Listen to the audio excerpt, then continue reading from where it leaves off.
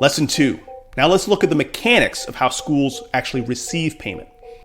Now, I mentioned earlier that public schools are paid according to what is commonly referred to as seat time, or also known as average daily attendance. If the child is sitting in a chair in the school at a certain time of the day, then the school will get paid. If the child is absent or sick, or if they are attending a private school down the street or they're homeschooled, that local school district will not be compensated.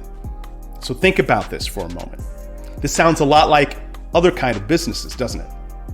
Airlines, for example, they only get paid when people are sitting in their chairs, right? And as a result, what does that cause the airline to do? It causes the airline to compete for your business. It leads to discounted fares and upgrades. And in the case of Southwest Airlines, it leads to a no-frills option for cheap, reliable transportation.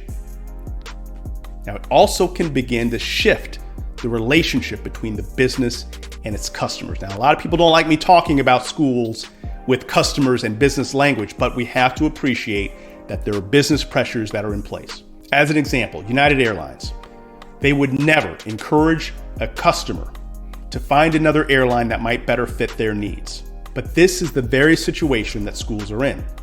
They are in competition with other schools and increasingly other models of education like homeschool.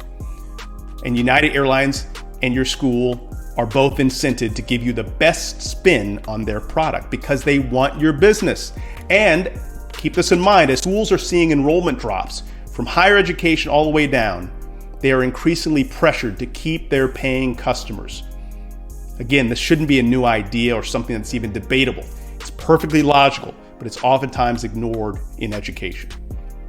So lesson number 2, for the parents listening, if you seek honest feedback from your school or your district, be careful to take it with a grain of salt because your school will lose if you find a better option. Now, I gotta pause and remind you that the closer you get to the classroom, the more honest the conversation is going to be. Most teachers are the least interested in the marketplace of schools, but education is a business. School is a business. It has some of the same motivations and same pressures to get your child to the classroom every day. And it's because of how schools are paid. Hey, we're not done just getting started. So if you found this helpful, share it with the parent of your child's best friend, subscribe, and join me for a weekly live conversation where we're talking about educating kids in the 21st century. More information below. Take care. We'll see you there.